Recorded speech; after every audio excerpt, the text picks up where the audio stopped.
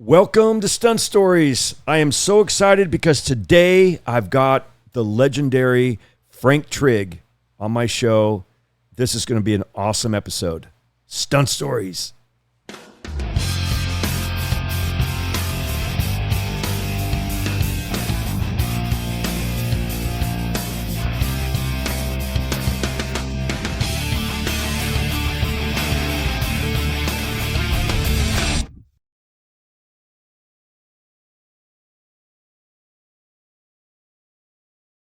Back away from the mic?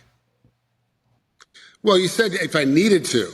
I mean, that's the thing is, why would you ever need to? Oh, yeah. Why would you need to choke out Frank? Well, if we were on a movie set and they needed me to choke out Yeah, Frank, but that'd be fake. yeah. That would be fun. Oh, you thought I meant real life? Yeah. Dude. What was the whole thing Corey's always trying to construe in the parking lot, this thing. if it was just Frank and No, I toe-to-toe? See, you're making stuff up now. He's kind of making stuff up, but he's really not. It's kind of Back right. in the day, he wouldn't be a challenge. I would be like, I fought Frank Trigg. I Yeah. got my ass whooped, but I fought Frank. I beat the shit out of his fist with my face. He broke at least 2 knuckles. Iron jaw. Oh. I promise. I promise. Well, Frank, thank you so much, buddy, for being on our Stunt Stories. This is our little podcast that guys like you, we were like, wow, this is awesome because, I mean, you're like a living legend, dude, you know, and I consider you See, this is a good weird. friend of mine. This is really weird because it's like you're the living legend. You're the one that's doing the stuff that I'm trying to do now, right? So I'm following you in a whole different space, but you're looking at me like I'm the legend. So that's like, to me, on my side of it, in my head, it's weird because I'm looking at you that way. Like you're the guy I'm trying to follow. You want to be short and old? Is that what you? Yes. Yes. Yes. And have a crap ton of land in the middle of no place, Texas. Yes. Yeah. Hey, we beat Army, okay? Our little Texas town beat Army. No kidding. Yeah, Tarleton beat Army. Yeah, but was it really a fair fight? No, Army's a bunch of girls. Oh. Hey, Frank. Well, no, because if Army used all the facilities to their ability, you guys can't win. But they have to play within the rules of engagement, which is follow the rules of the sport, and so they lose. He's got a point. Ha. Yeah. We still won. My brother went to Annapolis. So I've heard the story all the time. Frank's gonna choke me out, dude. Hey, Frank, I got an honest question for you that I don't know the answer to. How did you get into the picture business? How did you get in the film and television industry? Was it through being an actor? Was it doing a stunt? No, I got lucky. Man, and I want to be completely honest. Whatever your spiritual background is, I don't care if it's God or Buddha or Taoist, I got lucky. Something aligned for me somehow. I'm in Hawaii teaching a seminar. TJ Thompson hits me up and goes, hey, I'm robbing a bank on Hawaii 5-0. Do you want to come watch? It's open set. I'm like, 100% I do. Some weird Asian dude starts talking to me about my fights, asking me why to do this in this particular round, why to do this in this particular thing. And if you've ever talked to an athlete, they do not know what you're talking about. I have no concept of fight. I have no concept of time. When I'm in the event, I'm just in the event. So when you go back to go in the second round, why did you keep throwing that 1-2-3 and why don't you switch it to a 1-4? You're like, I have no idea what you're talking about. I was throwing what was available to me at the time. I have no idea. And to be honest with you, I don't remember what you're talking about. I have to go back and look at it to remember. There's very few guys like Gretzky, Lemieux, Brady, Jordan that remember every single thing they've ever done in their entire sport. The majority of us do it and leave it behind us. So he's talking to me about all these fights about how I could have done this. I probably would have won. It would have been a lot better for me, blah, blah. And he was like, hey, do you want to work on Friday? It was like a Tuesday. Who is I'm like, yeah, I'm still down. Hold on. So this little weird Asian dude, I'm like, yeah, I'd love to be an extra. I get the set. Hey, Frank Trigg, just checking in. And I know that there's separation. This is back when there's separation. SAG tent and all the background tent was separate. Everything was separate. Food was separate. Everything was separate. This is how long ago we're going. So I show up, I get directed over to this place, and I'm given a honey wagon. Like, I'm background. Like, oh, this is kind of cool. Maybe I'm featured because I kind of know stuff, because I had done an episode of King of Queens, and I had done 3 days on Red Belt with David Mamet, but as a featured extra, no speaking lines, just walking around, doing a little bit of action, not really knowing what was going on in film and TV, just didn't get it. And then now all of a sudden I'm in Hawaii, I'm eating lunch with Scotty Kahn. I'm talking with, back then it was Dale Day Kim and Grace Park. Alco Lachlan and I, that's when our friendship started, was on this episode. I'm having the best thing of my life. I get in my trailer in the very beginning of the day, and I have a contract. Not a one-sheeter, a contract. I start sweating. I start freaking out. I walk outside, I'm like, I'm not in a union. I can't do this. I'm not in a union. Like, I don't know what you guys are talking. They're like, this is Hawaii. We don't have any stunt people here. We can Taft-Hartley you in.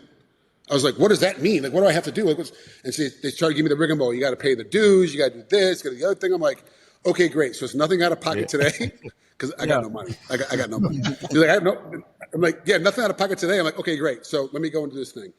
I go down a flight of stairs for Jeff Cadiente. And that was the weird Asian dude that was talking to me on set. I had no idea. He was one of the best guys. Had doubled Brandon Lee in The Crow. Man. Like, has been around forever. Had doubled Lou Diamond Phillips. Like, this guy has been around. He knows the game.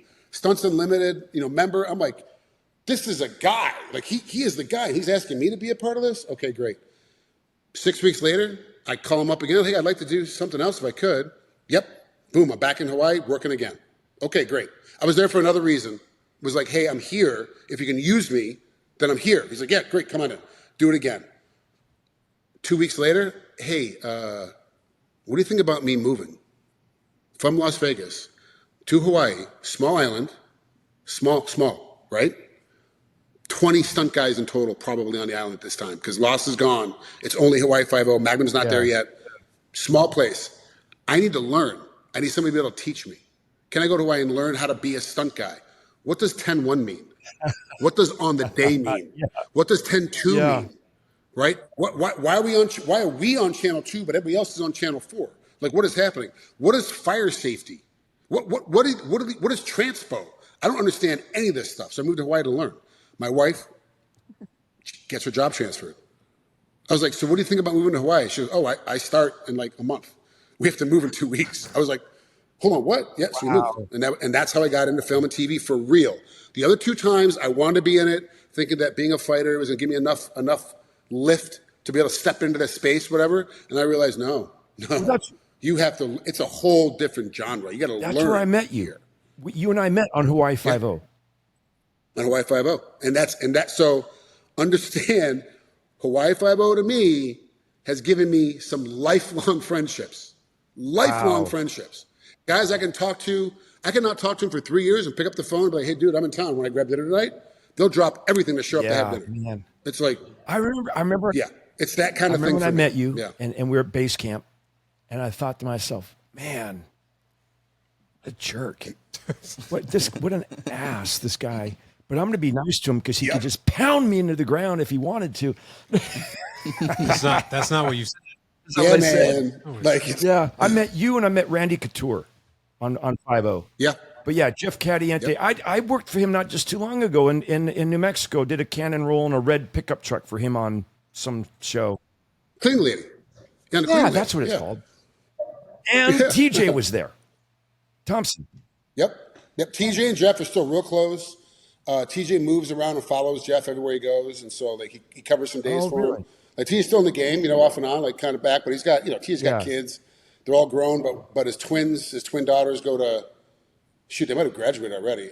Arizona U, so he's always kind of in town because he's watching them cheerlead and stuff. Daughters. So, yeah. I'll be damned. Yeah. So when are you going to come back out? You're like one of the regular stunt guys on Lioness, right? Yeah, so Landman and Lioness. I've been back and forth on Landman. There wasn't much action for me this season on Landman, but so season 2 coming out for everybody at home. I do fight coordinate a pretty dark scene. Really? Yeah, it's. I don't want to give too much away, but it really, there was a lot of hoops and a lot of jumps, and Wade really had to like have a real like. This isn't a bro conversation. This is a boss conversation. This is what's happening in this fight scene, and you've got to understand the dynamics of what's going on, especially now outside of our world, what's now being bled into us. So intimacy coordinators and being sure that actresses and actors are doing the right things at the right time and putting their hands in the right places. And like, it's pretty problematic, but I never had experienced that. So now I'm being jumped into it as a fight coordinator. Hey, look, this is what has to happen. So you have to make this fight scene look like this without getting too down the rabbit hole. Yeah. I was like, it took me 4 days to really get it together and get my head wrapped around it, and then we had to shoot it. So Landman back and forth, but still dubbing James Jordan on Landman, who plays Dale on there. And then on Lioness, actually Wade just called me this morning. We're going to be kind of back out end of September, beginning of August, or beginning of October, and we have it's a very short window for prep this time. Last season, we had a month, two and a half weeks of really hard prep to get ready to start filming. And now we've got like 10 days, 12 days of jamming everything in to get ready to go. But then I'll be in town for always until March, which I will be at your seminar on the 25th and 26th. I will be coming down. Oh, cool. Yeah. Awesome. Definitely coming down for sure. Hey, I got to tell you a little fight story that I had to. I was directing an episode of a TV show called Renegade with Lorenzo Lamas. Mm-hmm. And Stu Siegel, who was the producer of the show, knew that I was a big fight fan and loved Roberto Duran and everything. Well, he hires as my co-star, unbeknownst to me, Sugar Ray Leonard. So now I'm directing, and I had Russell Solberg as my stunt coordinator, and Sugar Ray Leonard's doing a fight scene, but he was so tight and so close on his punches, it wasn't reading for camera. I'm not going to go tell him he's throwing the punches wrong. I'm like, hey, Russell, come here. Go tell this guy right here he's doing it all wrong. And he goes, I'm not going to go up to Sugar Ray Leonard and tell him he's throwing his punches wrong. Move your frickin' camera. Oh, see, that's so I've been lucky because of being in LA and being in the fight game because I ref so much. And honestly, I got to take that back. It's got nothing to do with me because my wife timekeeps in California as well for boxing and MMA. I'm able to go to these fights and watch guys like Ryan Garcia fight live, like back when he was up and coming and becoming the next big thing. You see a lot of guys in the crowd. I got to meet Sugar Ray Leonard one time, and he is probably one of the nicest individuals I've ever met in my life that still has cloudy eyes. You see the cloud when he's talking to you. You see the cloud behind his eyes. You can see that he's still got a little bit of, if I have to, I'm gonna get home tonight. And you're like, you see it in him when he's having these conversations. You're like, wow, you're still a little snappy. Like you're a little. It's not the the thing and he's got that little sway and how he pauses before he goes to another conversation. It's not that. It's the if he decides to and you flip his switch, he's going to put you unconscious and there's nothing you can do about it. And honestly, in a professional boxing fight, I'm there with other boxers, other people, and I'm like, the only guy I'm worried about in this entire arena, Sugar Ray Leonard. Because if he starts losing it, the world is falling apart. Like we're done. Hey, I got to ask you something. You have such a great look and such a great personality. How come you don't pursue a little bit more, or are you acting, playing a part? So is it a turn off or? It's a little confusing to me as well, Cor, to be quite honest. I like every athlete desperately wanted to be an actor. I wanted to be The Rock before The Rock. Like, I wanted to be in the game and making it happen. Like I wanted to do it. Like I really wanted to do it. And I fell into stunts and fell in love with it. And now I'm falling in love with fight coordinating and stunt coordinating. And I'm doing a little bit of that, not at the Renegade level yet. I'm trying to get there. I'm hoping at some point Wade Allen's got he's busy, Duffy's busy, Cohen's busy, you're busy, and they're like, we need to cover a day someplace, and I get the call. Like I'm hoping for that to happen. But I tried to act, and the problem became not that I couldn't act, which I thought was the issue. The problem became I outwork any manager that would ever want to sign me. Oh. I make more phone calls, I make more attachments, I make more headway, I talk to more producers, I put myself out there, And then when I would take the deal, the partial deal, pitch it back to my manager, they would blow it up by asking too much, or they would get the deal done and give me nothing at all. Like, it just didn't make any sense to me. So no one could outwork me. So I kind of was like, not that I had a lot of, they weren't calling me and blowing down my door to act. It just wasn't. That wasn't part of it. So I kind of just put myself in understanding I'm going to be a stunt guy that can also, I'm going to be an action performer. I can act, but I'm also going to get killed at the end of the day. And that's what's going to happen kind of for me. And then JJ Dashnaw called me for Book of Boba Fett. And I had to act the entire time as a Gamorrean guard. And that reignited and relit up my entire life of like, wow, I really do like acting. I really do like the space of figuring out what is the walk for today. That was all physical acting. So am my shoulders back? Am my shoulders forward? Did I just get my ass kicked? Am I trying to show through the costume that I'm getting my butt kicked and I'm kind of demoralized? Or am I like, no, I'm about ready to kill the entire world? Like, where's the space? Talk to Brennan Wayne. You know who Brennan is, right? He's actually Mando. He's the guy that's actually in the suit. Pedro does the voice, but Brennan Wayne is actually the guy in the suit. And Lateef does the stunts. Yes. So it's right. So John Wayne is Brennan Wayne's grandfather. So I've known Brennan for a really long time. He connected me with his wife Sarah, and she became my acting coach about 3 years ago. And I'm 18 for 20 for acting jobs since I've gotten with her as my acting coach. And the roles I'm getting typecast as the bad guy. I'm the thug. I'm the white dude in the hood. The owner of a flower shop or something. I was thinking mortuary. Yeah. But yeah, I love acting. The biggest thing is that I would need is just because we're talking about Texas, a Taylor Sheridan believing in you, right? Because he took like a LaMonica Garrett, and he's been in like 3 of his shows. He took a James Jordan. He's been in 5 of his shows, including in one of them being Wind River, right? Wow. His one of his major movies. So it's like he uses the same guys over and over again. And if I can get a guy like that to believe in me and give me a shot, and not give me the 30-page monologue, give me the 5 lines, see what I do with it. Then the next time, give me 20 lines and see what I do with it. Like if I get a guy like that, I can boost myself up because I see a lot of that happening now. Guys only want guys they know can work. Yeah. Guys only want guys they know they can hang out with for 14 hours on set. I might be the best at rolling cars. I might be the best in the world at rolling cars. The only one that can come close to me is Corey Eubanks. But you don't like me? Who are you going to call? You're going to call number 2, Corey Eubanks. Oh, I'm number 2 now. Why be with me on set for 14 hours? No, that's so true. I know the attitude. There's been times you get offered a couple of jobs. You're like, okay, you want to go to Atlanta for 3 weeks on this show, and I kind of in a very tactful way, who else you got on your list? Who's going to go? Okay, so I could go to Atlanta with you for 3 weeks, and then someone says, hey, or Caliente, hey, come to New Mexico for 3 weeks. Oh, who you got on your show? TJ is Thompson going to be on your show. Okay, I'm going to go to Atlanta. No, okay, but you get the right, crew. Right, right. It's like Frank Trigg's going to be there. I'm going. Hang out with your buddies. So there is a little bit of that, Core. There's a little bit of that now too, especially now. Mind you, I'm only in 15 years in this space. That's a long time. You've been in way longer than me. It's not so. At my age, I should be vested, and I'm not vested yet. And that's how I gauge where I'm at. Like the Gilbert kids. Yeah. Right. All the young kids in there have been in since they're 16. Those guys will be vested before they're 30. Right. They're going to have the numbers to be vested in our union before they're 30. I'm not there yet. So that's how I kind of look at the mindset.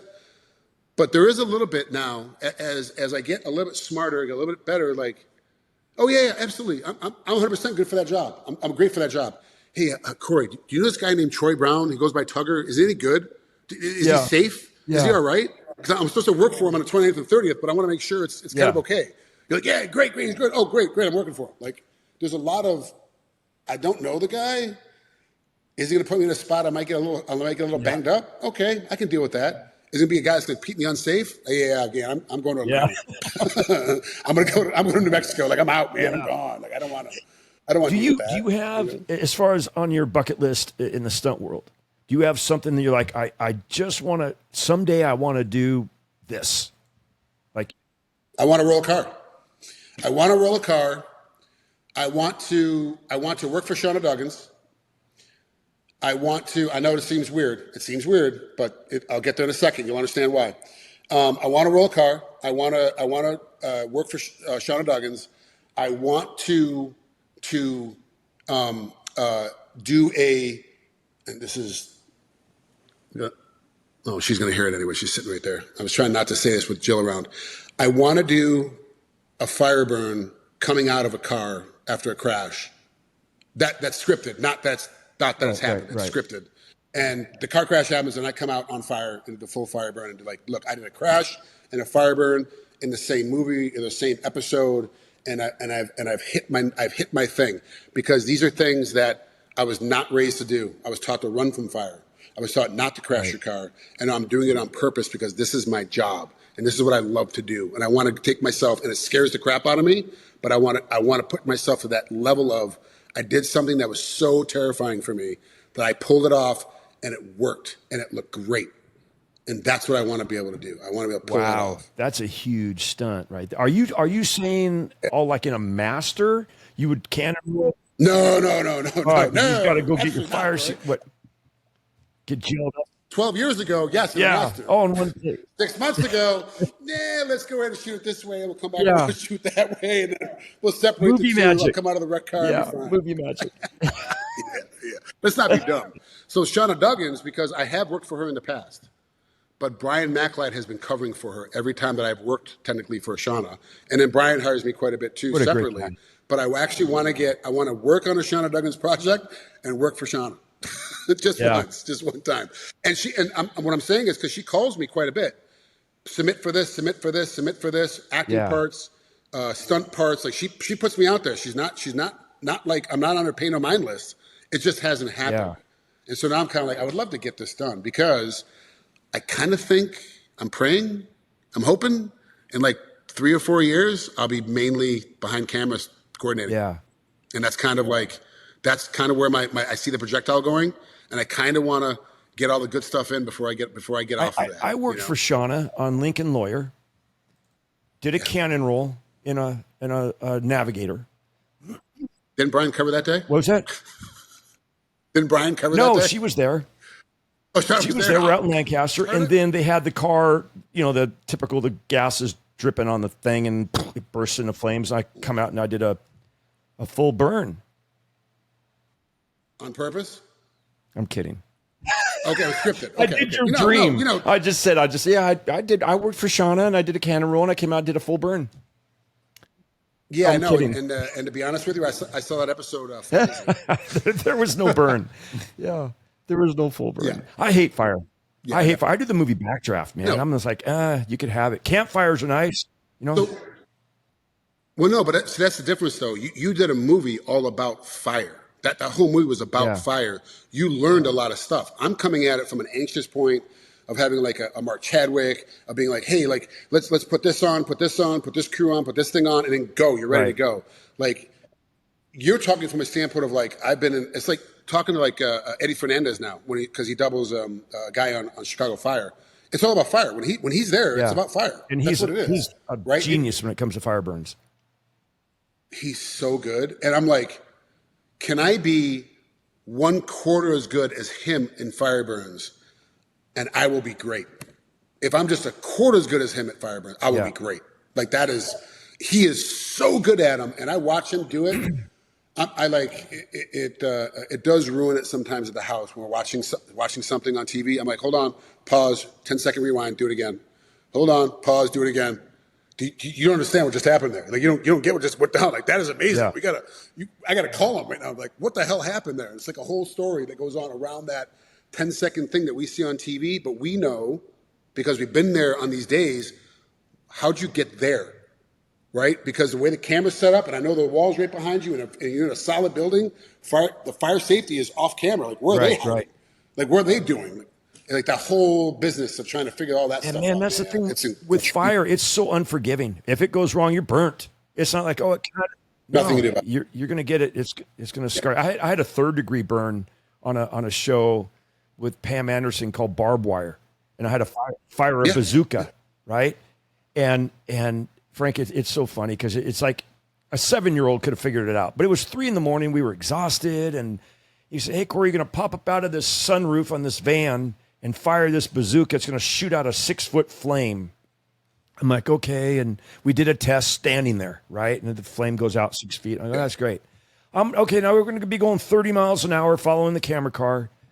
See, you picked up on it right away. Oh, I never even thought about it. yeah. I was tired. It was 3 a.m. I got to pop up. I fired a freaking bazooka, and the flame goes and comes right back, burns 3rd degree thing on my finger, burnt my eyebrows, my hair, and everyone's like, oh, the wind from going 30 miles an hour. We were just delirious, man, and didn't even think about it. And this is going to get me on my soapbox a little bit, dude, because there has always been a thing. If you want to do stunts after 10 p.m., our rate goes up. Hey, that should be in our union. He wants to do stunts after I am serious on this, and people laugh at me all the time. Like, what are you talking about? You 10 p.m. at night. Most of us, the good guys, the guys that really do this job for a living, the guys that work all the time, 100% of the guys I talk to, we are in bed at 9:30 or 10 o'clock. We are in bed because we get up at 5. We got stuff to do. We're not going to be up all night. And he wants to start doing a stunt at 10 o'clock. Our rate needs to go up. We need to get another conversation with doing anything action-oriented after 10 p.m. There used to be night premiums. There used to. And we our great guild took them away. We lost it. With travel, with... I know. Here we go. Gosh, darn it. Frank's about to choke somebody out. Yeah. No, I got it. So I went to school for politics, and I've stayed away from it because I was raised in a time, a man that's divorced, a man that is not extremely religious, doesn't identify as Catholic, but I don't go to Catholic church. I'm more spiritual than I am.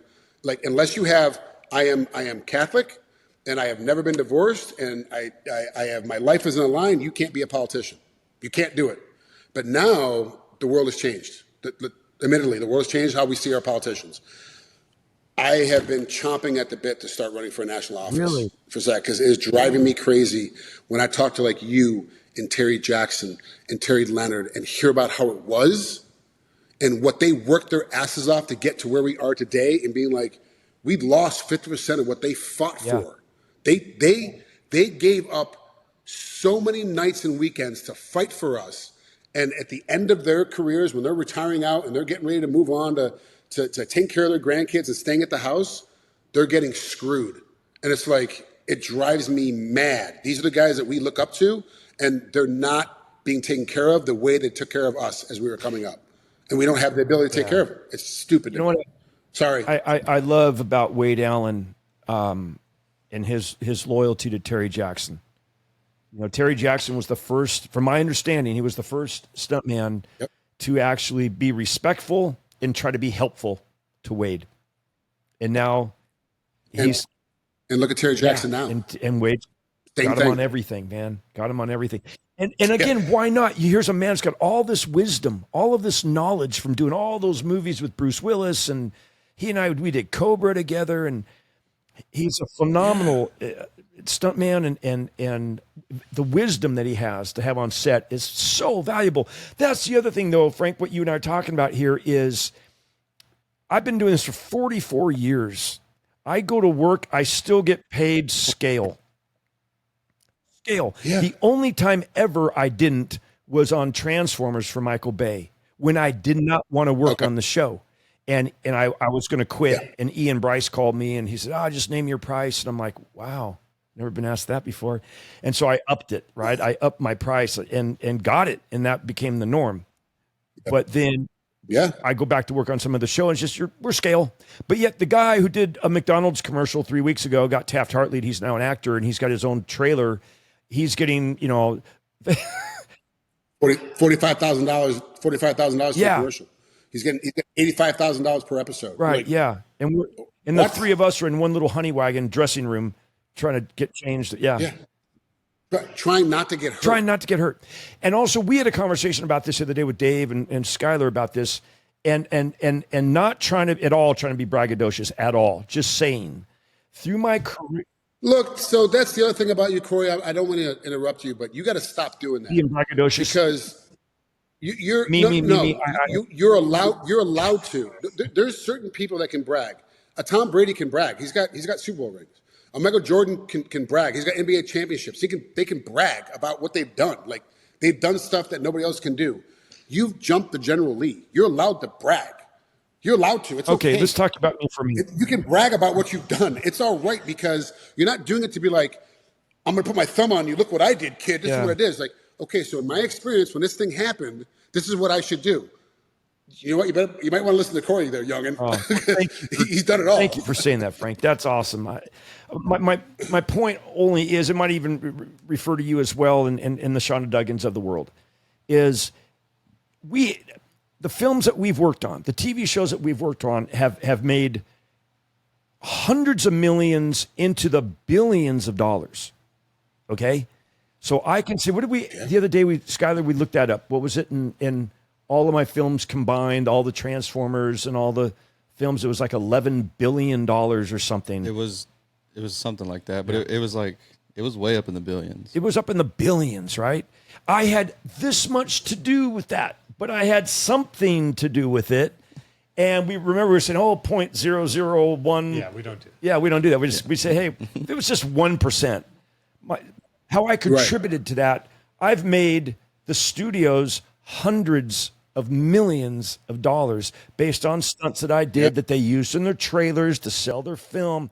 But yet I still get scale and stuck in a honey wagon with you in a dressing room and two other guys. And it just doesn't seem right. You know what would work to help fix that problem, make it super easy?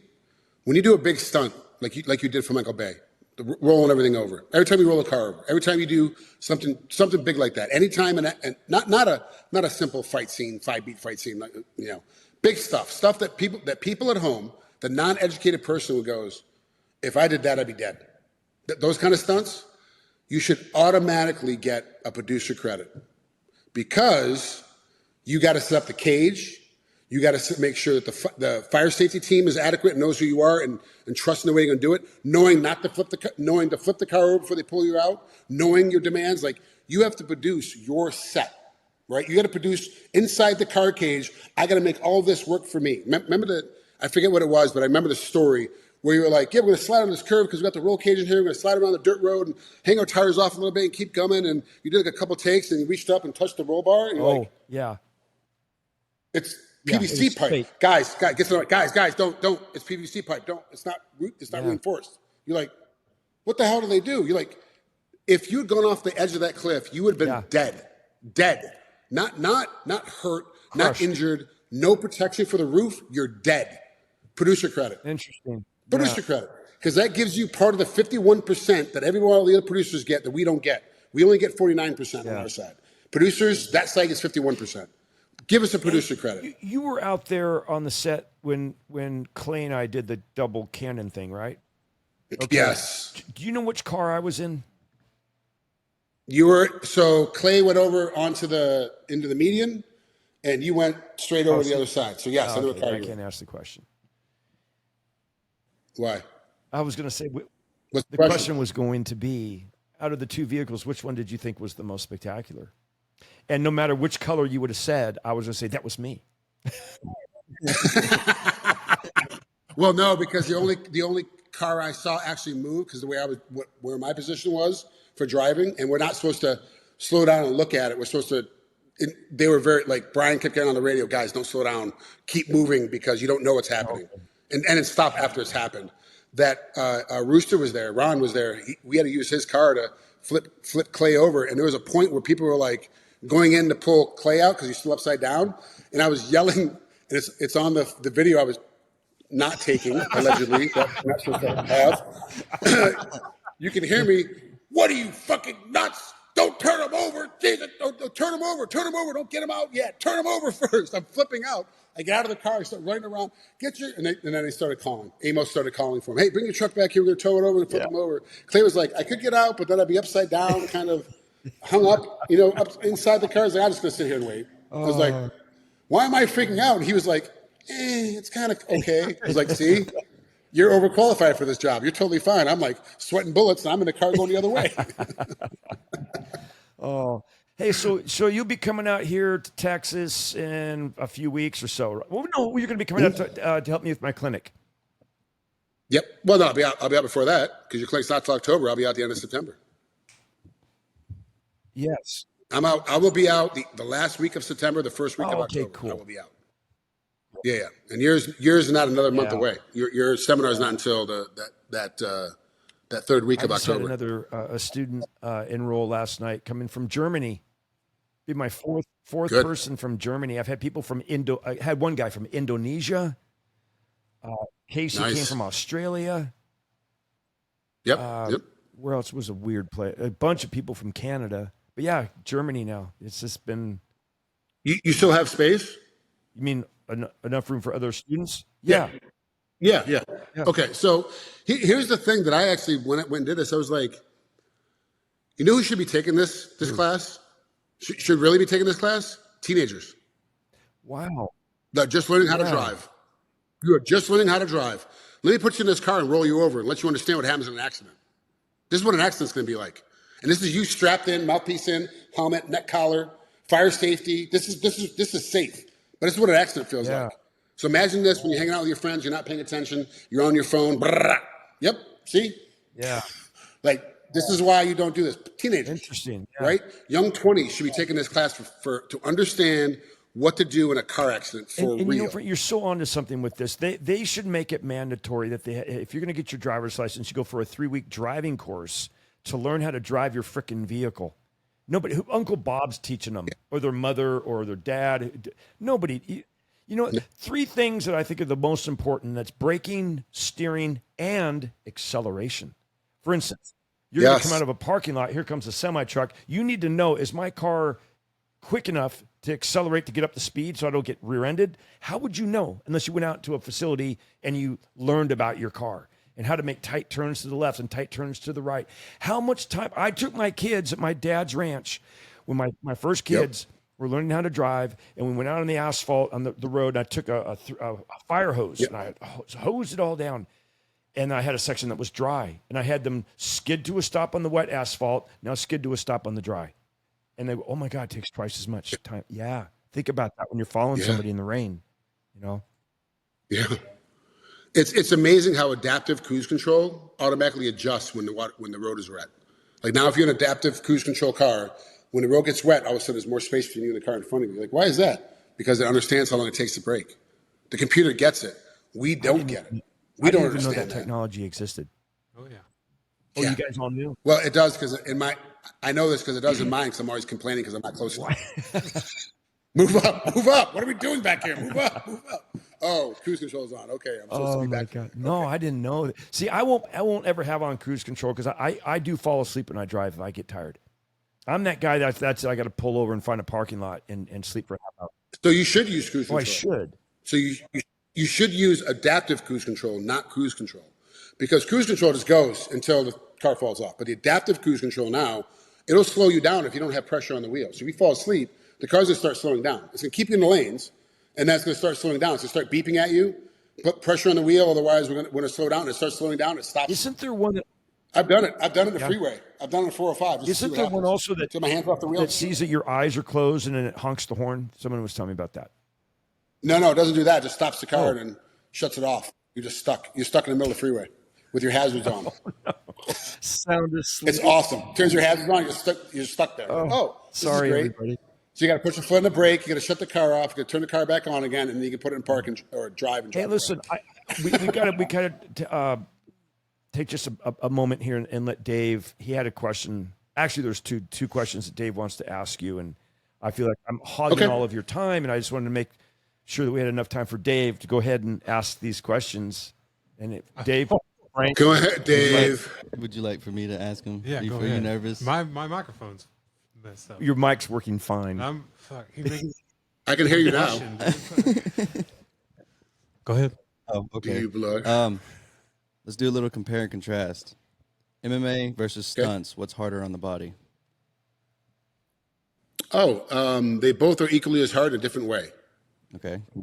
So in a fight, I'm trying to make you think you're going in that direction because I force you that way. I'm trying to make you think you want to go in a place that you really don't want to go so I can do what my attack is.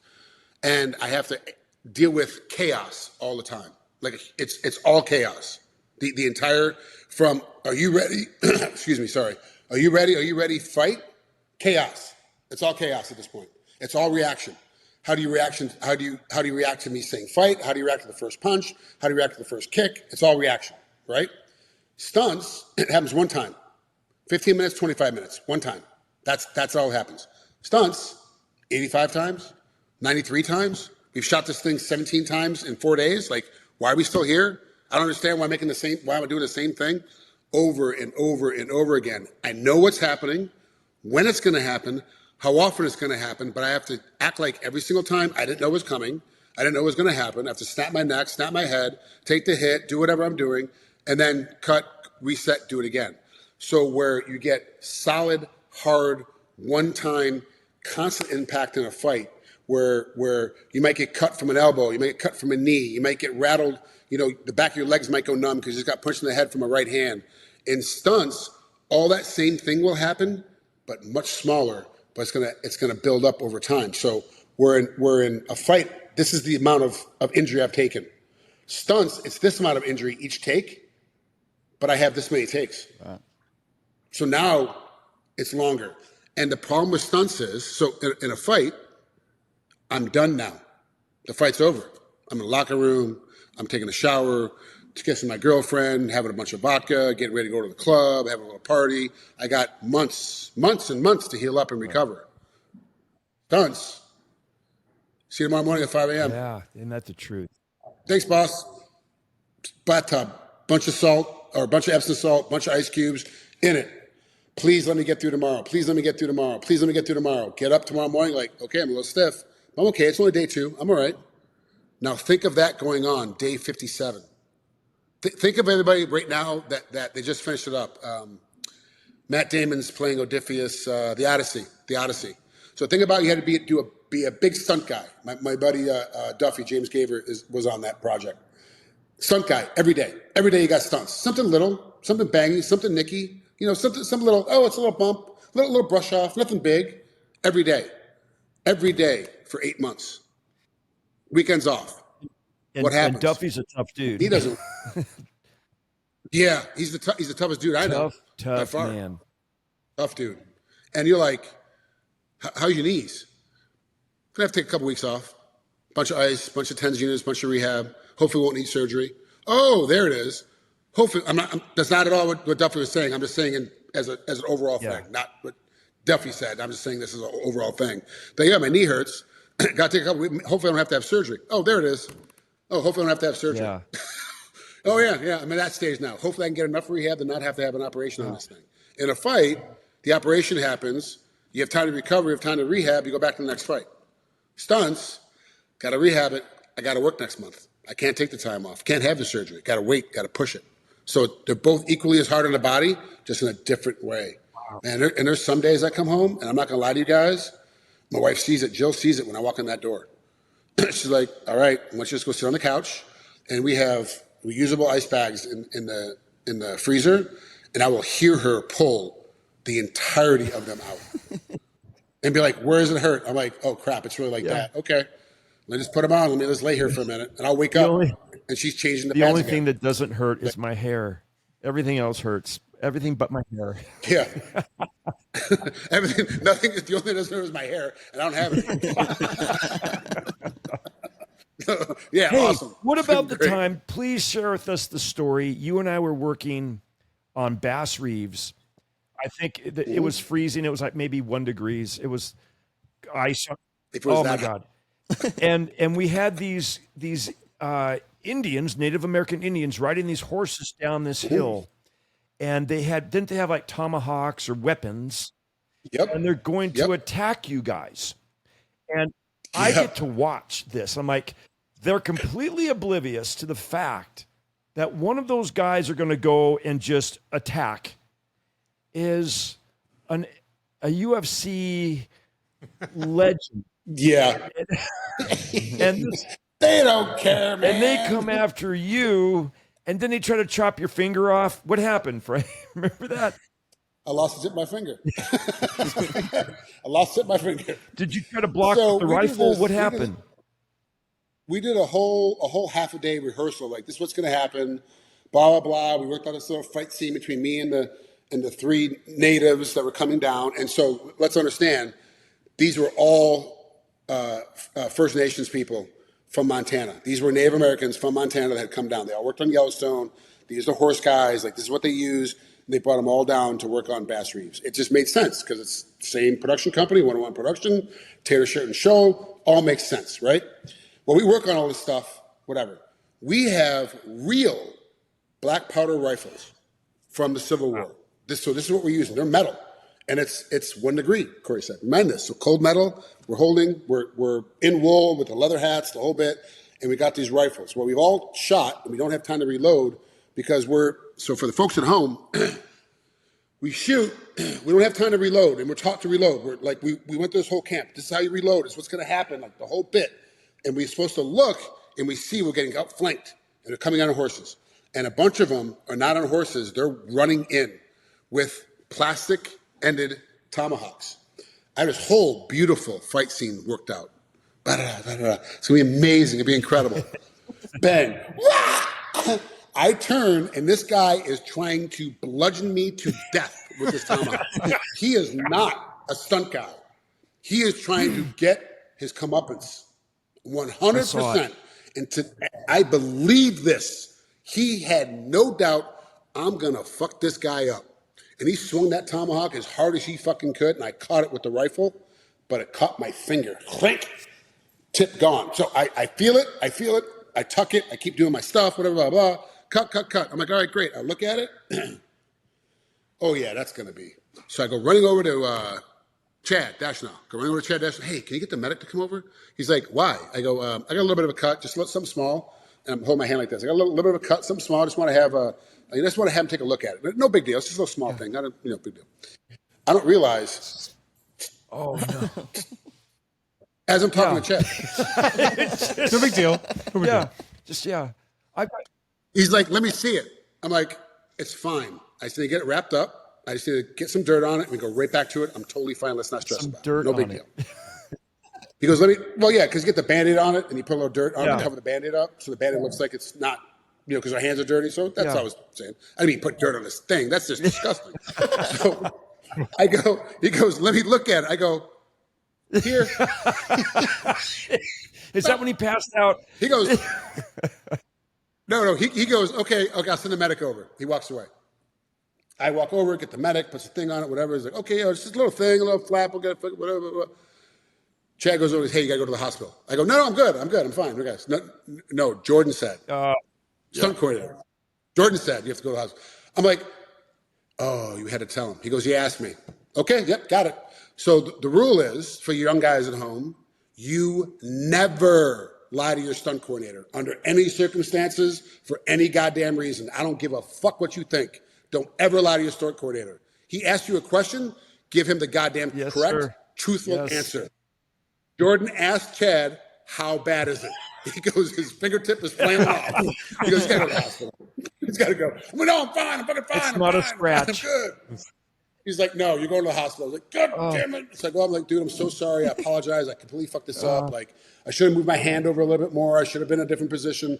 It's totally on me. I'm so sorry. Like, I screwed this up. He said, don't worry about it. You're fine. You're so far in the back. We're not going to see it. You're good. Go get it fixed out. We'll see you tomorrow because we got to work again the next day. I go in, 7 stitches, a little bit of glue. They put a top on it. I go to the medic the next day, and he puts a more, not a white thing, but a more like dark colored one. I put a little dirt on it, and we're good to go. But I thought to Jordan, I go, hey, look, man, like, I really apologize. I'm really sorry for that happened. That was all my fault. He goes, nah, and he walked off. And I was like, what? So I'm in the hospital the night before. Guess who shows up in the bed next to me? Who? The guy that hecked me with the tomahawk. He's in the bed next to me in the hospital. I was like, what are you doing here? Somebody saw what he was doing and hit him with their horse. And fucking bumped him with his horse. Came through. Now, I'm not a horse rider. The Griffins are trying to make me a horse rider, but I am not there yet. Tad and Gatlin have been very patient with me, but I'm not there yet. So I might make some actions that don't look right to horse riding people. Forgive me. I know I'm messing up. I get it. They were telling me later, I was riding in. I just went, I see him. And he pulled the horse a little bit to the left and pushed his ass out. And as that guy was running down and smacked him with the hindquarter of the horse and messed up his ankle. Is that called karma? Is that what that is? Eh, Or payback? payback, more payback. Like this is the thing about stunts, man. Oh, It seems like there's a lot of us because we're all fighting for jobs, and right now there's no real work, so we're all trying to find the space. But it's a really tight community. It's a really small community. You do something to us.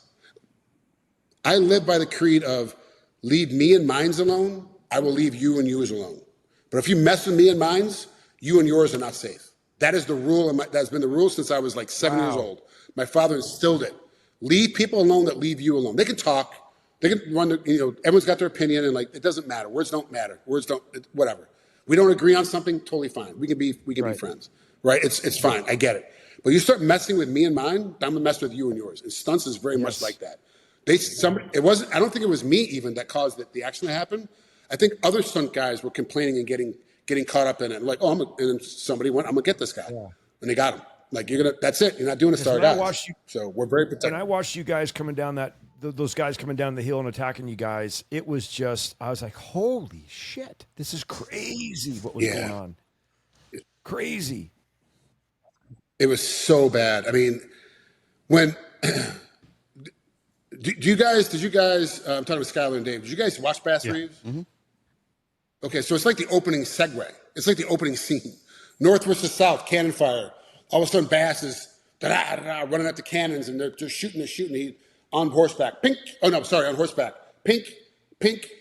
Blows him off. Like that's a true story. Like he full horseback. He's a Southern slave fighting to get free. His last name is Reeves because that's who owns him, and he's out there shooting so that his people don't get killed. That's what he's doing. North versus South. That's what happens. In the middle of it, we get attacked from Native Americans to our right side and get outflanked. It is a scary damn scene. And there was movie magic involved, and it was still terrifying standing on the ground. You're there, you're like, this is a lot of stuff going on, man. Something bad's going to go happen. Something's going to happen bad for sure. HR's over there like, oh, shit. Yeah. hey, watch. Oh, yeah. Never mind.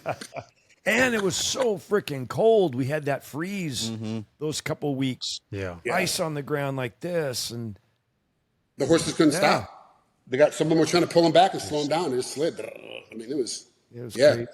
Learned a lot real quick about what horses are like in the cold. Learned real fast. I'm gonna have to go back and watch. They are temperamental. Yeah, it's pretty epic. Yeah, it's great. It was a great time, man. That was such. It's pretty epic. Yeah. Well, so here's the question for like Dave and Skylar. You guys are youngish. Thank you. Thanks, man.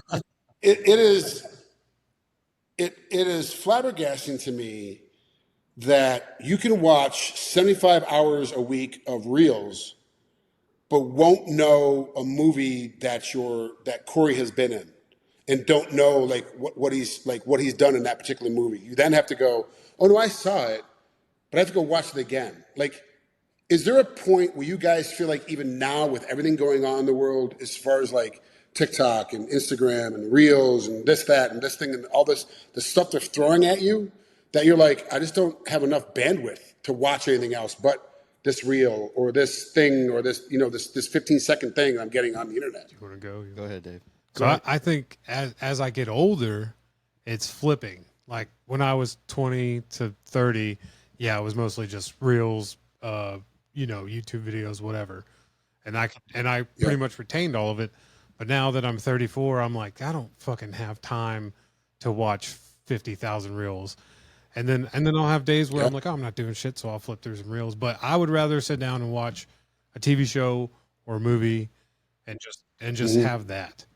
And instead of I'm trying to be better about being on my phone as much. Like I'm just getting to the point where like I don't want to, especially the last week, the two, the Charlie Kirk and that poor girl. Yeah. I don't want to open my phone and see that. I don't think anybody should open their phone and see that. But I don't want to bring that up. I don't want to make it a topic, but I just don't want to open my phone and be on social media where you go to escape reality and terrible shits. It's all hate and yeah.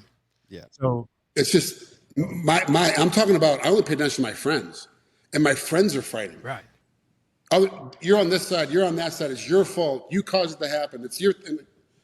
What are you guys talking about? To me, it's nuts right now. And I'm like, can I just turn on Book of Boba Fett?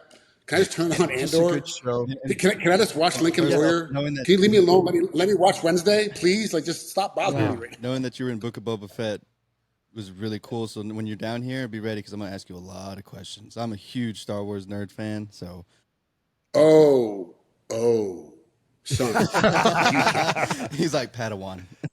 Dude, I walked in my day, 1981. Damn. I walked to the movie theater, which was 3 miles away from my Stutson Street Bridge movie theater. 3 miles. I walked there to watch a movie. I walked 3 miles each way, 6 miles. I walked by myself at 9 years old. Wow. At 9. Wow. Yeah. This is when men were men, not these whatever things you got going on now. I walked the movie theater with either a Coke can. Did you hear that? Not what we with either a Coke can or a Pepsi can. Oh. Because we're trying to recycle. We're trying to learn how to recycle. So if you bought a Pepsi can or a Coke can, it got you a free admission to Empire Strikes Back. I watched that thing in the movie theater 19 times. No kidding. Yep. So my parents got separated in 78, got divorced in 80. My coping mechanism was movies. Wow. I went and saw, and the Empire Strikes Back was my coping mechanism. That is what I did. Awesome. Wow. Yes. And so when Harrison Ford is at one of your fights, you're not paying attention to the fight. Yeah. You're trying to Like over there, like Harrison Ford is at the front row of my fight. Han Solo is here. He is here to watch me fight. Oh my God. Oh, you better believe it. I was not paying attention to the fight. I won it. I was the only fight that night that went the distance. Every other fight finished at some point. My fight went the distance. I won all 3 rounds, but I couldn't finish. I was like, Harrison Ford's over there in the corner watching me pick this guy up. You got the guy in a headlock. You're like, have you seen Harrison Ford over there? He's all like, "Ah, dude, that's so he was Japanese. He could barely understand my English. So yeah, I did though. I did. Yeah, you're joking. Right? Oh, he's right over there. Yeah, you can't beat me on Star Wars, man. Like in that hard ass hot Garmonian guard suit, it's hot, it's rubber. I'm fully covered head to toe, like everything is covered. I'm sweating out a gallon a day of liquid. Like every night they have to take my entire outfit, put it in a dehumidifier to get all the water out of it to use the next day. It is wet, top to bottom. There is not a dry thing in that thing. And man, I'd come home some days and Jill would be like, why are you so sad? Man, it's such a tough day. We had to walk 95 feet, 95 steps at the same time, 87 single time. It just didn't make any sense to me. I don't know. Shut the fuck up. You're working on Star Wars. yeah. Oh, yeah, I'm on Star Wars. You're right, I'm on Star Gladly Wars. trade you jobs. I build houses and run Dude, man, Skeleton Crew. When I got called for Skeleton Crew, you couldn't believe it. I was like, I don't even care what the show is about. I'm in. When JJ calls you come in for a day for Mando, I'm like, dude, I'm doing it. I don't care. It's like, oh my God, I got Star Wars. I'm so happy. This is the best day of my life. Dude, it's incredible. It's amazing. Wow. Yeah, we used to, Yeah, I love Star we used to go to Wars. the movies like once a week when I worked for a rehab here. Me and some coworkers, we made it a point. And then when I left there, I kind of lost that. But we went and watched Superman 2 weeks ago, and I loved it. I forgot how much I loved going to a movie theater, being there, and popcorn, and Yeah. you know. So I want to get back to that.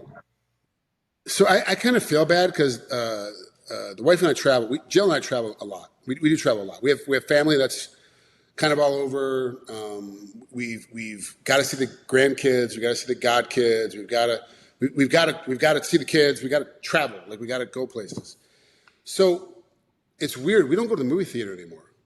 So to counteract that, I just bought an 85-inch TV and put a soundbar on it, and now I can pause when I want to pause and make more popcorn and get another drink and restart. But I also don't get the smell of the movie theater, the feeling of the seat as you sink into it, right? The getting up, getting dressed, buying a ticket, being in public, and seeing that and hearing, not watching them, but hearing other people react the same way that you're reacting to the same scene. True. Like that's true. Yeah. Oh. Yeah. Did you guys see that? Did you guys see that? Like, oh, we all saw it. Yeah. Okay. All right. I don't get that anymore. And I also don't like people. This is going to sound weird, Corey, because you know me very well. I don't like people. I don't like being in people. I don't like being out with people. I just don't like it. I like my friends. I like being around my friends. But Corey knows this a lot because he sees me do it on set. And I think he made fun of me one time. I'll just separate myself and go sit in the corner by myself for like 45 minutes. Like, why? Because there's like 9 people there I don't know. And I don't really want to talk to them. I don't want to do the, how are you? And what do you do? And oh my God, it's amazing. And what happened with that? Like, I don't want to play the small talk game. I'm at work. So I just kind of want to be, I'll just sit in the corner by myself. They call us up. Like, kind of be left alone a little bit.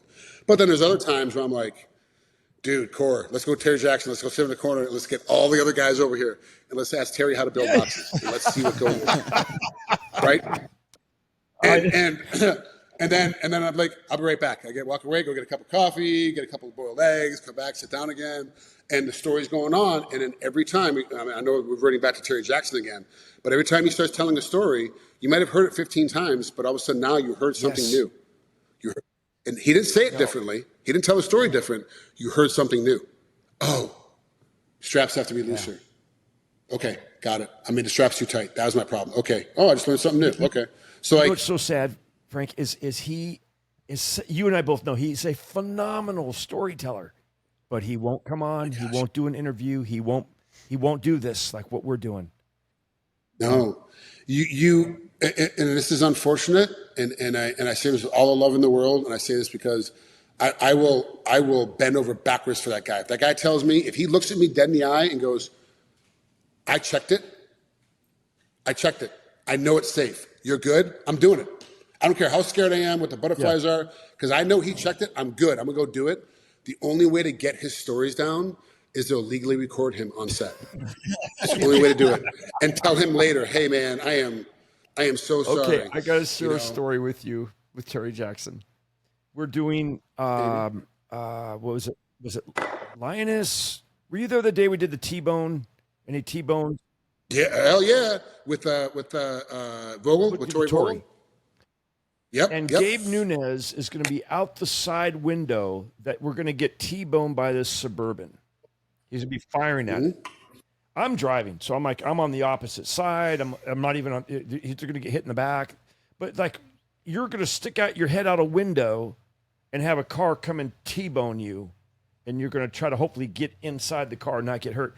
And Terry Jackson walks up and goes, Gabe, what are you going to be doing? He goes, I'm going to be hanging out this window, firing the gun at the Suburban as it's coming at me. And he goes, and then what are you going to do? He goes, well, nothing. I'm going to wait for it to hit. And Terry looks at me and he goes, I don't think that's a good idea at all.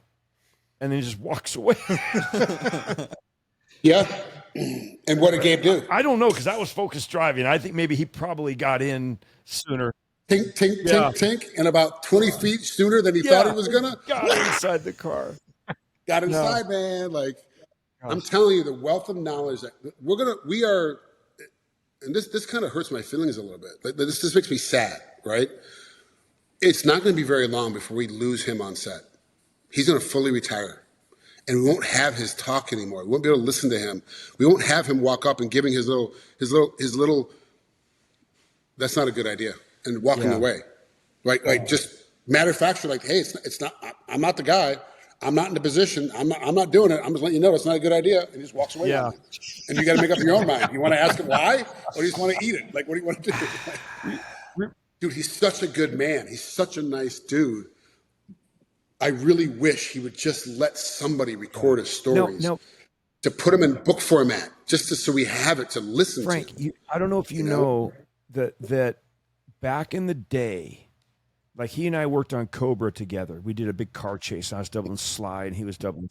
Love that movie. Ugh. Terry Jackson was the Hal Needham of the stunt industry. He could do everything. Mm-hmm. Better than anybody. He was it. Mm-hmm. And I thought, wow, man, if you typed into a computer the perfect stuntman, Terry Jackson would pop up. Terry Jackson. And then he had that injury where he hit his head. And it was a different human being. And I can... How many guys do you know that have had that situation? Not just Terry, but other stunt guys? I don't know of a single one. Really? Okay, so I know 2 other guys. Really? No longer in, but same situation. Personalities changed, mannerisms changed. It's a different person. You're like, but I only know Terry after the injury, so I don't know anything else. I only know him as he is now. You don't. And Did you know he was married to Donna Evans? You knew about that? Yeah. And he just Yeah. changed. He's still, But the wisdom is still there. The knowledge. And that's what I'm talking about, Corey. What we do is dangerous. What we do is we lose, not to old age, not to some stupid accident, they're on a fishing boat and fell over and fucking drowned. We lose 3 or 4 brothers or sisters every year on set. Every year.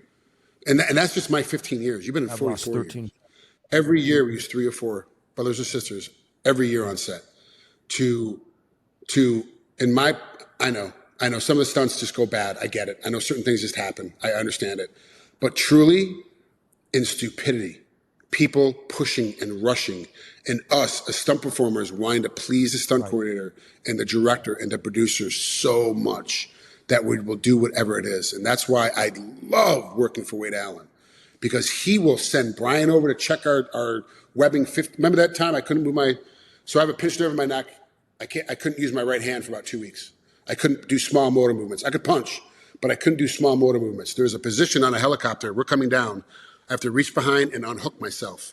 Inline asked me to get off the helicopter to get out, doubling James I was Jordan. there. I couldn't do it. I'm freaking out because I can't get out of this damn helicopter now because I'm locked in, and Wade will not let me do it without the webbing on. He has had Brian check 5 times. The webbing is secure and locked. He comes over and checks himself 5 times. He sent Gabe back over 5 times. They quantifiably overcheck the safety on this thing. I got to get out when we hit the ground. I can't do it. I have to fake it to reach behind, and Corey has to slide down, has to slyly reach down and unhook it for me because I can't do it. I remember that. And the way we got to that position is because Wade Allen has Brian Duffy on set, who said, you know what, just let Corey do it. The camera angle is going to be a different angle. They won't even see Corey reach over and do it for you. He's going to be covered by bodies. You're able to do it and hang out. I got Linda Kessler to my left. She just tucked into my left side. So when your hand came across, no one could see it. Boom. Looks like I did it. And it was at night. Perfect. Remember that? It was at night. The hell, what was that? What weird? A little bird. Was it? A little bird flew in there. We're in Little Bird. That was cool, dude. But you saved me because you were like 100%. I'll reach down and get this undone. There wasn't a question. There wasn't a, will you do this? I don't feel like doing it. I don't feel comfortable. No, stumps. We all work with each other. See, you're the type of guy, it's like, I know you would do anything for me. And so, 100%. And so I got to do anything for you. And that's, believe it or not, I think that's a rarity right now in our business. It never used to be, it used to always be that way. But I don't know right now, it's a different generation. I don't see that mutual loyalty amongst the new guys. So I'm just piecing things together. I'm not an old head like you. I'm learning. I'm still learning. I have a lot of stuff I still got to figure out. A lot of stuff I still got to learn. But I feel like the Atlanta and New Orleans experiment is what changed how stunts is actually done, because there weren't enough stunt professionals in New Orleans at the time. There weren't enough real stunt professionals in Atlanta at the time. So they had to use a lot of people that weren't stunt professionals, and they come and talk to you. Yeah, I have 50 credits. Wow, you've only been working like a year and a half. Like, how do you have 50 credits? Well, it's 51 days on set running in the background.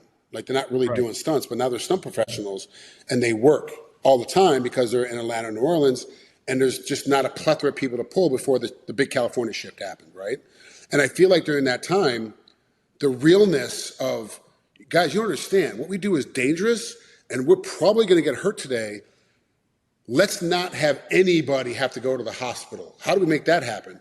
And instead of being 20 of us all on the same page without having to talk about it, 20 of us all knowing we got to watch out for each other's back, I hate that guy. I hate that motherfucker right there. If I see him out in the street, if I see him at the bar tonight, him and I are going to fucking fight. 100%, I'm going to slit his goddamn throat. I hate that motherfucker. Oh, he's about to do a car crash? I got the extinguisher. Yeah. Hold on, what? You hate him? Nope, no. This bypasses all that. This is work. This is stunts. I got his back. He's got my back. I got his back, 100%. Now, it's 8 of us are like that, and 12 of us aren't. And they're just trying to fight. You're like, guys, stop getting in my way. Like, this is not going to go well for anybody, because I'm the idiot that I'm still the bridge burner. Okay, Corey and I talked about this a little bit. You guys don't know this, but this is for you, Dave. I'm a bridge burner. If things aren't going right, I'm going to burn the whole bridge down. I don't care. I'll rebuild the bridge later. I'll build another one. I'll burn it all down and reset. I don't care. So I'm the bridge burner. So when things go sideways, I'll start blowing everything up because it doesn't make sense to me if we're going to do something that's not going to be safe for all of us.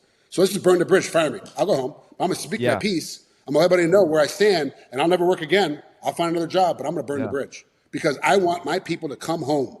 Our job is to get everybody home, and we're doing a big stunt. And the other guys are like, wait, don't say that. Don't do that. I want to be able to, I'm like, guys, it's not that important. Our little scale rate and our little small adjustment, a little bit when we get for overtime, does not quantify me going to my wife, babe, I lost my arm, I lost my leg because I didn't want to speak up for myself. It doesn't quantify that. No. Man, it's crazy. We're in such a weird position right now. Let me ask you now. I've been asked this a lot lately about AI. And how do you think that's going to affect our industry? It's going to crush us. We're done, man. It's going to take us out because not only is it not the worry of AI, it's the fact that Japan has the robot that can flip and jump, and Honda has it already that can jump and flip. And China's going to find a way to buy it to put it into their movies. And China is 1/3 of the film and TV industry in the entire world. 1/3 of it is in that one country. That's the reality of it. There's a reason why Matt Damon did The Great Wall, because it was Chinese based, and China was going to pay for it. And they gave him his I don't want to do it rate. Yeah. This Corey Eubanks, I don't want to do it rate. That's what he got on Great Wall. I don't want to do this. This doesn't make any sense. You want to bet? Yeah. Here's the bank. Here's everything. We'll give you more money and more cars and more things. Like, okay, fine, I'll do Great Wall. China is 1/3 of the market. Once they are able to handle this and get it, what makes it looks right, stunt guys are going to be needed anymore. Practical will not be needed anymore. America is the only way we can save it. The only way you can save it is in America and having legislation. I don't care whether it's federal or state. You can't use AI when it comes to practical stunts. It has to be a law. If you want to do stunts, you got to have stunts. And I think it might become a selling point at some point where they said this film was done with all real actors and, no AI. Yeah. Oh, it's all real. 3 years. I think in 3 years. Yeah. Because I would appreciate that. Yep. Now, thank God for directors like Michael Bay. We were working on a Transformers movie, and I said, hey, Michael, do you know what a motion capture suit is? And he looked at me like, are you fucking kidding me, Corey? Yeah, because he owns a visual effects company. I go, they have these suits, and they put little dots all over them, and the computer can he goes, I know what they are. I said, well, what?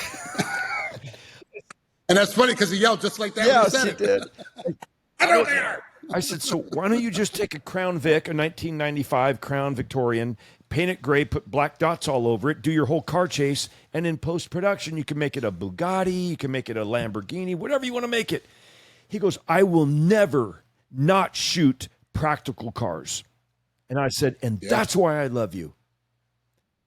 Yeah. He wants, as long as there's directors like that want the realism and not, let's don't rehearse this, let's don't rehearse it, let's get together, coordinate. You guys are all professionals. Here's what I want visually. You guys make it work. Mm-hmm. Let's go for it. One take. Let's do it. Let's do it now. And it's that excitement. So other than that is all the cars come in. Okay, stop. Okay, we'll do that in post-production. It's like, fuck. Where's you? Yeah, I mean, I just, did you ever watch Game of Thrones? Okay, so I just rewatched it, season 1, episode 1, season 8, episode 10, whatever it was. I just finished like 2 days ago. I watched it all again every night, trying to watch 2 or 3 episodes, looking at the practicality of all the stunts that they did. The horse fights, the sword fights, the hand-to-hand combat fights, the dirtiness of it, the look of it, like the feel of it. And I'm going, from a practical standpoint of a human being that knows how to fight, would I do these things in a fight in this time frame? Because you got to assume it's like the 1600s, right? Because the way they're dressed and the swords and thing, whatever. And I get the dragons were CGI'd in. I get it. I understand that. But I want to see what the fights were like. Yeah, they don't have. So Corey, I'm sorry. I know I told you there's real dragons. There aren't. Dragons are fake. They're not real. And so what they did is they put a foam head on and a green screen, and then. I'm sorry. He told us that you were going to get him a dragon for his birthday. I am, but it's a different kind of dragon. Damn. is dragging these balls across his face. So, Oh, so the dragons are fake. but if you watch these old shows that did all that practical stunt work, why does it still hold up today? Yes, Game of Thrones storyline is amazing, incredible books. That's probably a bad example, but the reason why most of these practical, like when you get somebody to sit down and watch a Cobra or watch a Rocky, like why is this so enthralling to me? Like I really like this. Well, I don't understand why. Because he's really hitting him. He's really punching him. It's not CGI. Right.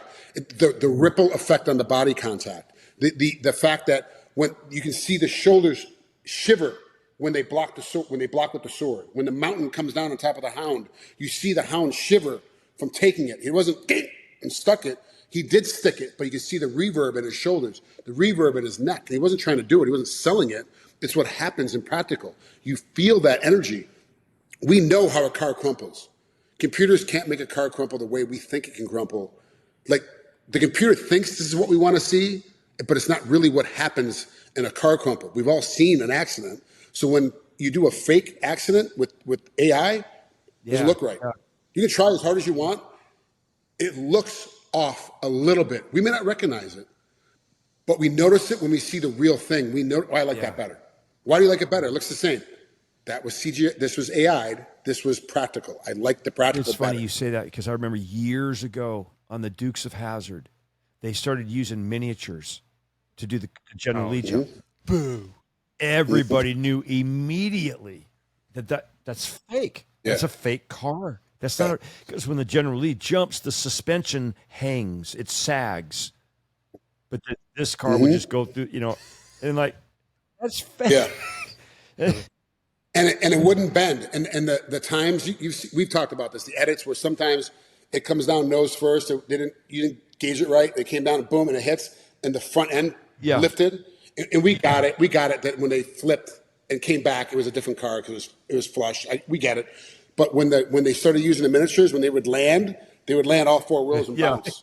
It would never come down nose first. Yes. I was like, fake. So that didn't last long. I was like, oh, thank God.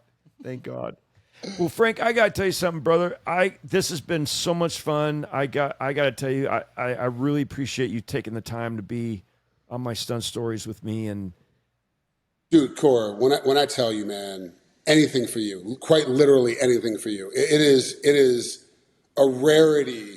I don't have very many friends. I have many people that like me. I'm not a very likable guy. I can guarantee you that the dozen or so people that I'm like, this guy calls me, I drop everything to do what they want to do. You're one of those guys. Like, I don't give a shit what I got going on. You have been the most genuine, one of the nicest guys in this industry. I mean, it's tough between you, Chad Guerrero, Jr. and Senior, Oakley Lehman, Wade Allen, Terry Jackson, Terry Leonard, and both the Leonard boys and the Dashinaws as a whole, trying to figure out which one of you guys is nicer. Really? To me. Now, other people have different stories, but to me, you're the nicest guy as well. Oh my gosh! Well, right? thank you. Other people have other stories. Thank you for putting me in that group. And you are going to come to my car crashing clinic to help me because now that you've been through it, you're a co-instructor. A co-instructor. Yes, I'm ready. Come out there and help me with these new students and let them go through what you guys went through, and that'll be a lot of fun. Yeah, it will be. Do y'all got time? I got like a little lightning round, like a quick. Real quick. Go ahead. I got time to my computer shuts off. Okay, well, this will be quick, so just answer them real fast. Bigger adrenaline rush, cage fight or car jump? Or crash, sorry. Oh, adrenaline jump? Car crash. Okay. Car More crash. pain. Yeah, bigger adrenaline, yeah. More pain, getting choked out or doing stair fall? Stair fall. Choked out doesn't hurt at all. You go to sleep. Who peed my pants? Yeah. Ever forget your line and just throw a fake punch instead? No, but I have an actor fake a line and punch me instead. Forget a line and punch me instead. Shit. Wow. Okay. Ever choreographed a fight so well you didn't need a second take? Yes. Okay. Stunt coordinating for Alice Lagoon on her music video. Yep. Nice. Ever accidentally hit someone on set? Like. Define accident. Yeah. Accident. Yes, I have absolutely accidentally hit somebody on set during a fight scene when they were not following the 7 steps that we had worked out and we're trying to improvise. Okay. Accidentally. Allegedly. Yeah, allegedly. Allegedly. Okay, last one. Would you ever go back in the cage? I'll be back in the cage on September 23rd for Dana White's Contender Series in Las Vegas. Wait. Fighting? No, I ref. I'm back in. He said back in the cage. Yeah, back in the cage. Yeah, I wasn't being specific. Yeah. I'm like, wow, Frank, don't. Come on. No. I will. I have a number. Because people keep calling for bare knuckle fighting, and all the old heads are going to BFK and doing all this stuff. And I have a number, but I'm not worth that number. To pay me to go fight, the training camp I have to do, what I have to do to get ready. I know what it would take, and I have a number for me to beat to do that. And I'm not worth. Frank Trigg is not worth that number that I need to get to do that fight. So I'll never fight again. Yeah, in their opinion. In their opinion. Well, I mean, hey, look, I believe the minimum pay for every fighter in the UFC should be $1 million. The minimum pay per fight should be $1 million. But you get what you're worth. You don't get what you're worth. You get what you negotiate. And these guys negotiate different rates. So some guys get 50,000, some guys get 20,000, some guys get 6 million. I don't know what the numbers are. I'm making numbers up. I don't know. But my belief is every fighter that walks inside that cage, every boxer that walks inside that ring to get their faces punched in. If you are in boxing is different because the way it's set up, but 6 rounds or more, you should be making $1 million every time you step in that side that ring of that cage. That's what it is. I'm not worth the number that I have in my mind. I'm not worth that number. They will not get back that number. If they pay it to me, they won't get it in ticket sales or beer sales or hotel sales. They won't get it from me. So I'm not worth the number, so it's not going to happen. And I will not renegotiate that number. I will not. Because I know what it takes to do it. And they don't. They don't have a clue. Okay, one last question. When you come to Corey's car crash clinic, Great. would you talk Star Wars with me and nerd out? Oh, 100%. Thank you, ladies and gentlemen. Yeah. 100%. Will you wrestle me Yeah, after the car? they're, You and David have to fight. Y'all got to wrestle Not it out. fight. That's wrestle, crazy, wrestle, bro. Yeah. wrestle. Sorry. Can you remind me to bring to Corey's? Can you remind me to bring some of the photos down? Oh, so I have a bunch of. I do Comic Cons. Oh, right on. Occasionally, when I have time and when I'm able to, I do Comic Cons. So I have Comic Con photos that I'll bring Nice. down for you guys when I come in for things signed for you. That's going to be awesome. Dope. Yeah. Yeah. Hey, you know who else is going to be at my clinic is Eddie Braun. Do you know Eddie? Really? He called me. Eddie's He called coming? and asked. Oh, He goes, "Can I come to your-" dude, love that guy. Yeah, he's got some girlfriend that he wants to bring in to help out, and I said, "Yeah, go ahead, bring her." And also, Girlfriend or girl? a friend that's a girl. Okay. Also, Just Did I asking. say girlfriend? I meant a It's friend. my that- lady friend. Yeah, lady friend. lady friend, And then also Lady friend. Raymond. Raymond Kahn. Raymond Kahn, who jumps the General he's Lee gonna now. be there? Mm-hmm. He's going to come. Yeah. I'm like, well, first of all, Raymond, I said, you've out jumped me in distance. I've only gone 202 feet. You've gone 217. I've jumped it generally 27 times. He's jumped it over 30. So I Holy said, crap. so you're now the expert. I've jumped more vehicles than he has. I've jumped hundreds, but of the General Lee, I've only jumped the General Lee 27 times. So I said, you're now the jumping expert. So you could be teaching your knowledge to my students, what you've learned with the jump landing simulator that you rode, right? You did that, Frank. Yeah. Yeah. I love So that he's thing. going to be there teaching, and Eddie's going to be. And the other thing is this: it would be. It's like the analogy of putting on your shoes. You might put your shoes on differently than I put mine, but we both accomplish the same thing, and we go out the door with our shoes on. Yours are tied wrong, but mine are tied. But Velcro. Yeah. Those are Velcro. So I look at Eddie Braun going, because when I was coming up in the industry, my biggest competitor when it came to vehicular stunts was Eddie Braun. Oh man, you see what Eddie did on Fall Guy last week? I'm like, fuck, did he really? Okay, I gotta beat that. And I go and beat it. And then Eddie's like, Corey, did you really? Oh, it was always iron sharpens iron. It was always, you have that guy that makes you try to outdo each other. That was Eddie Braun to me, until he jumped the skyrocket over Snake River. And I said, okay, fine, Eddie, you win. Son of a bitch. Yeah, You got to give him that. You got to give him that one. Yeah. You win. You did you did what Evil Knievel couldn't do. You win. So, but yeah, he's going to come out. And I thought, yeah. And at first I was like, I don't know if I want him out there. He might steal my thunder. I'm like, no, he's going to pass on his knowledge, the way he ties his shoes, you know? Hey, I gotta ask. You've announced this as your last one, but why? Why is this your last clinic? Are you moving again? No, I'm not moving. Yes, he's moving. I'm not moving. Okay. Frank, years ago, back in the 90s, I kind of took a different path in my stunt career, and I started directing episodic television. I've directed 20 as a first unit director. Back when it was cable. Right.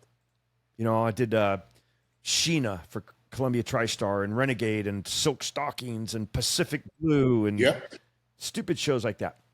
And all the shows I used to watch. What are you talking about, Steve? yeah, which cost me my first marriage, you know, was that I think I was too young to have that much not authority, but in that position, you know, all day long. Yeah, that amount of power. Thank you. Yes. Pointing my finger. I need you to do this. You do that. You know, and getting praised for not being this most creative director ever, but being efficient and fast. I was short days, 9 hours, maybe a 9-hour day at the most, 10. Everybody else is 12, 14 hours. I was doing more camera setups than anybody else. And so I was in the rotation of, but I would go home and look at my wife. I need you to do this. And I'm like, shit, this isn't working. You know, it worked. It worked all day. She's like, you could take that finger that you're pointing at me right now and you could shove it up your ass. I'm like, okay. So I quit directing, knowing I would come back to it someday. The most enjoyment I've had. I'm available. You're available. Yeah. Okay. So I love it. So the most enjoyment I've ever had in this industry, and I wish this for anybody who's got a creative bone in their body, is to write a screenplay and then go out and direct it. Ron Howard's dad, Rance Howard, was my writing partner. That's who I wrote with. Yep. And I got to write and direct 2 feature films. I wrote and starred in 2 feature films. I had so much fun. I'm at that point now in my career. I'm 63 years old. I've flipped over enough cars. I've got enough bullshit stories. You don't look a day over 62. I'm really 62. No. Damn it. So I want to get back to storytelling. So I created a show with Joey Freitas, who you may or may not know. I created this series, and it's called Insanity. And thanks to Joey, we got Michael Bay on board. And this is going to be my next venture in my life, is doing this television series with Michael Bay called Insanity. And I started digging back into all my other projects that I have. I got 4 other film projects. And God is my witness. There's one I want to have you play a part in. I'm in. I don't care what it is or how much it pays. I'm in. Yeah. I don't care. It is a bad guy. Let me. No. You're not a superhero. I don't. You're not the love interest. You're a bad guy. Damn it! I know. I'm sorry. Can it please be a love Look interest? at those eyes. So, you know Vaya Zagnis. You know Vaya? Right. No. So I don't. Okay, so we used to train together at Extreme Couture in Vegas, and we both were fighting. She's a professional boxer. She's now in the Boxing Hall of Fame. She's our age, my age. Well, no, she's younger than me. So anyway, she's the youngest of the 3 of us.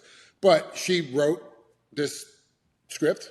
We shot the short, and I action directed the short, and now we're going on the circuit. And I didn't think I was ever going to want to do anything like this at all, ever.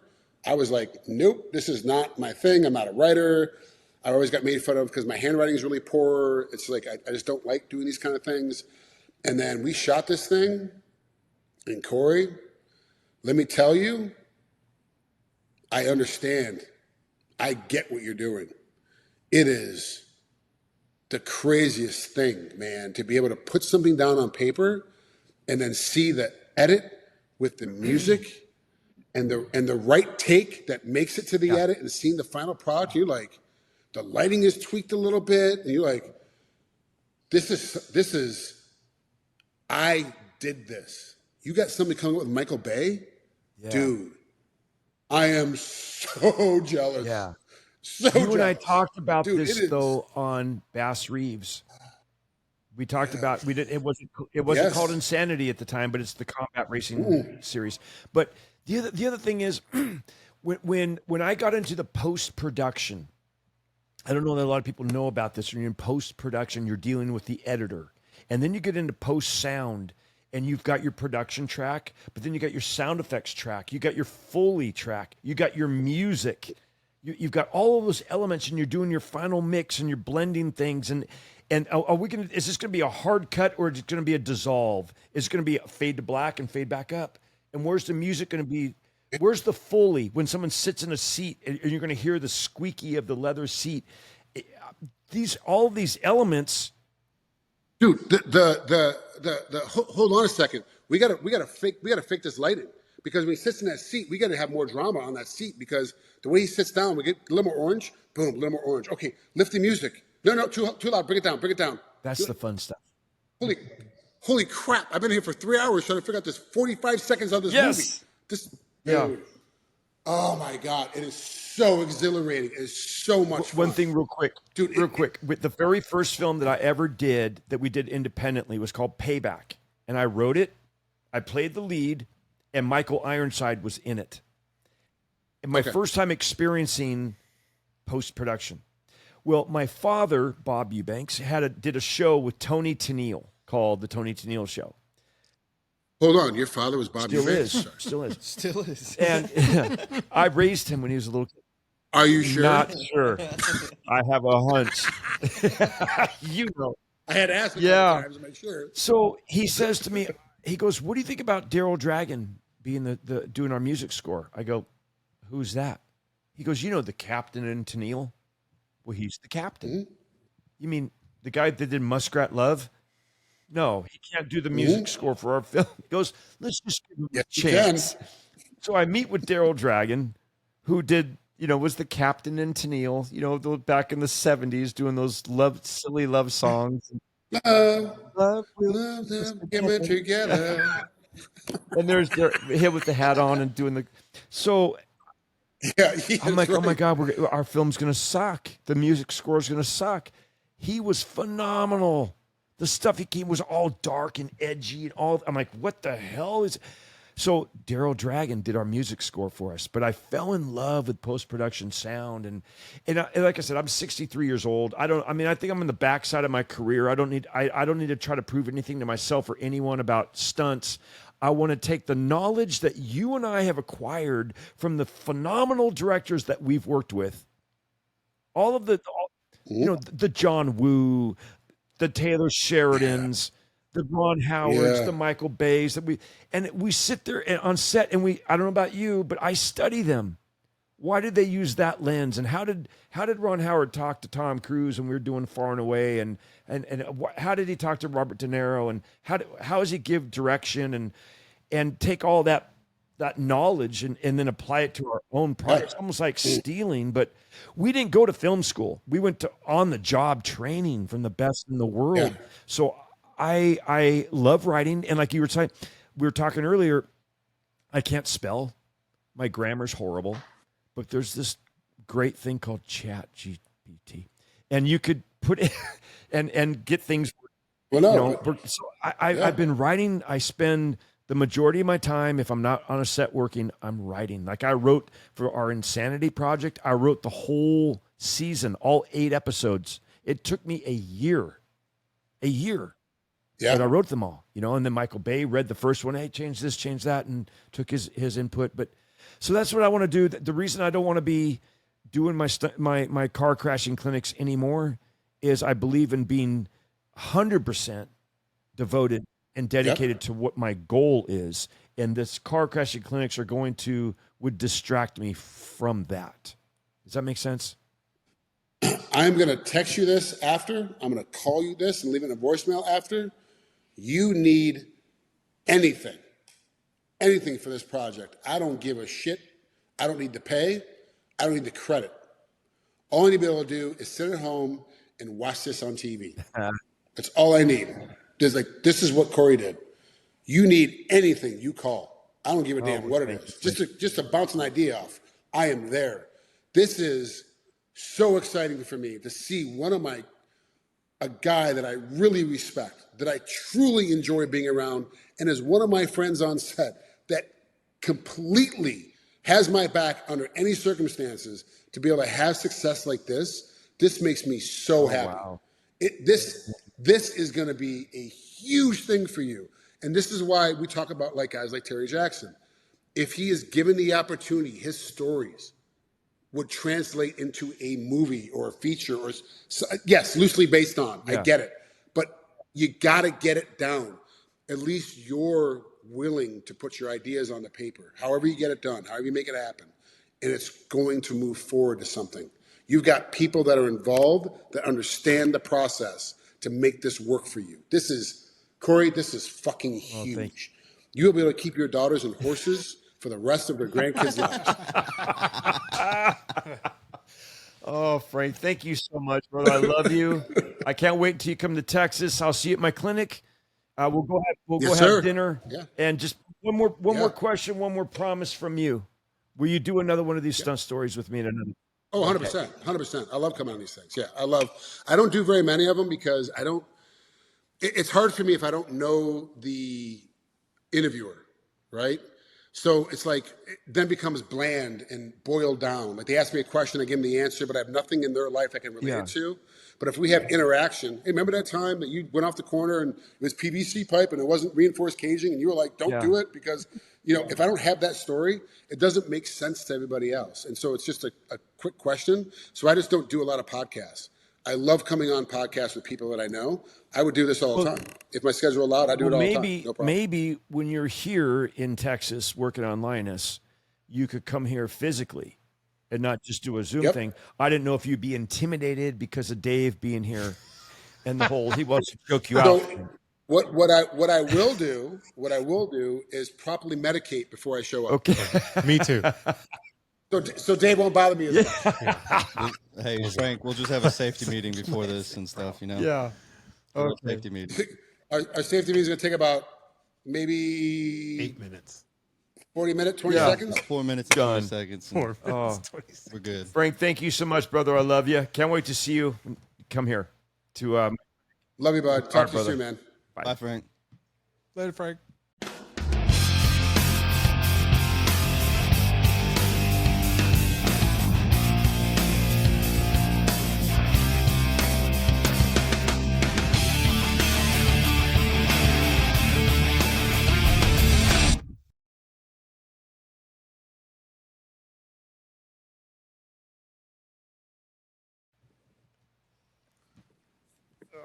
How awesome was It's all a part of my new life. Yeah. I just burp.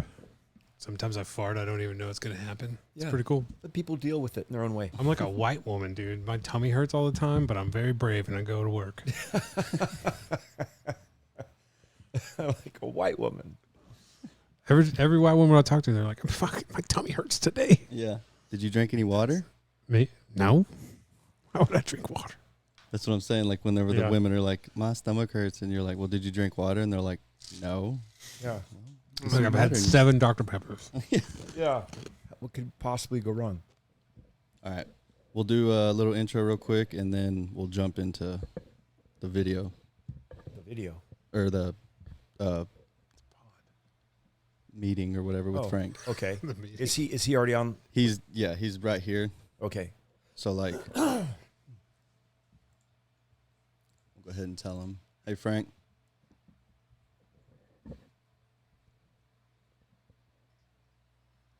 What up?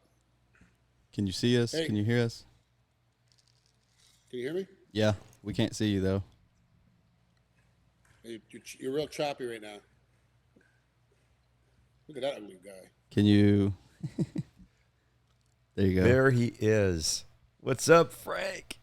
How you doing, bud? I'm good, man. How are you? Good, real good. Yeah. Thanks for doing this. Yeah, my pleasure.